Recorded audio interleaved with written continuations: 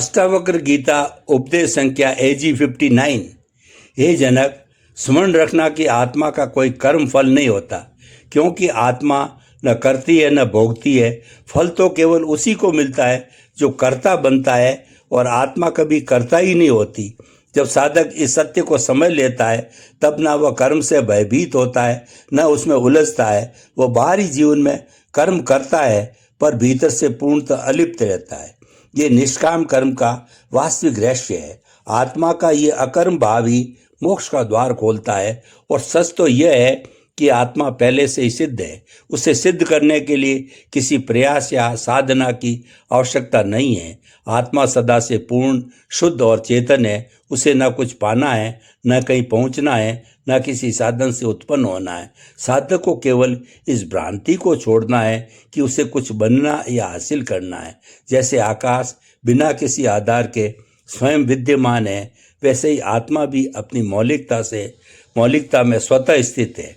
जब साधक ये पहचान लेता है कि मैं पहले से वही हूँ जिसकी खोज कर रहा था, तब उसके सभी प्रयास अपने आप समाप्त हो जाते हैं और सहजता में पूर्णता प्रकट हो जाती है।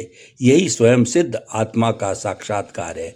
जन्म के बंधन, कर्तव्यों के रिश्ते, आत्मीयता की डोर, यह सब केवल मन और शरीर तक सीमित है।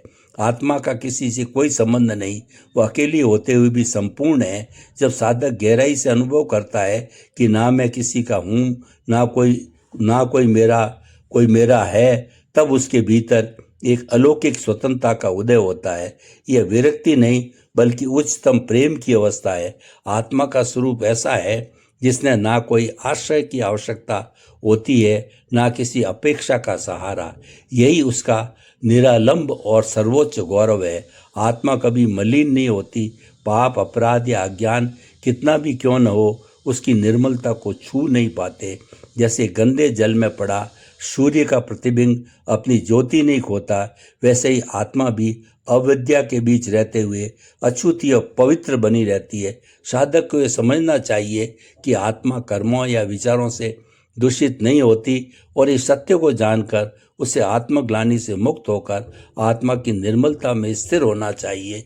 यही दृष्टि उसके जीवन को नया जन्म देती है। आत्मा कभी दो हिस्सों में विभाजित नहीं होती। मैं और तू, यह और वह, सुख और दुख जैसे सभी द्वैत आत्मा की उपस्थिति में टिकते ही नहीं। आत्मा का अनुभव तो केवल एक रस अद्वितीय और शाश्वत है। जो साधक भीतर एकत्व का साक्षात्कार कर लेता है, वो अलगाव की भावना से परे हो जाता है और फिर किसी को अपना या पराया मानने की सीमाओं से मुक्त रहता है। यह अद्वैत दृष्टि जीवन के सभी संघर्षों का अंत कर देती है। हे जनक, और यही आत्मा का वास्तविक दर्शन है। सब में केवल एक ही सत्ता को देखना। आत्मा किसी भी बंधन में कभी नहीं बनती। न ज्ञान की कमी उसे जकड़ सकती है, न ज्ञान का बोझ, न कर्मों का फल, और न जन्म मृत्यु की बाध्यता। आत्मा अपने स्वभाव में सदा स्वतंत्र है। साधक का कार्य केवल इतना है कि वो पहचान ले कि सारे बंधन मन की कल्पना है, आत्मा की नहीं। जब यह भेद स्पष्ट हो जाता है, तभी सभी जंजीरें टूट जाती है और सहज मुक्ति का अनुभव होता है। आत्मा की सहज स्वतंत्रता को जानकर साधक पहली बार वास्तव में स्वतंत्रता की गहरी सांस लेता है।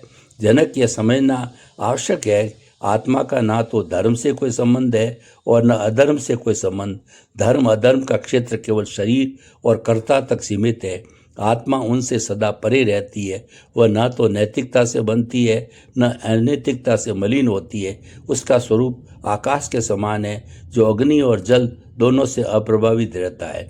इस सत्य को पहचानने वाला साधक दोष और पुण्य दोनों की पकड़ से मुक्त हो जाता है और आत्मा की सहज निष्पक्षता में ठहर जाता है, जहाँ शांति उसका स्वाभाविक धर्म बन जाती है। अष्टावक्र कहते हैं कि आत्मा को किसी बाहरी उपासना की आवश्यकता नहीं, बल्कि जो स्वयं में पूर्ण है उसे सिद्ध करने या पूजने की जरूरत नहीं है।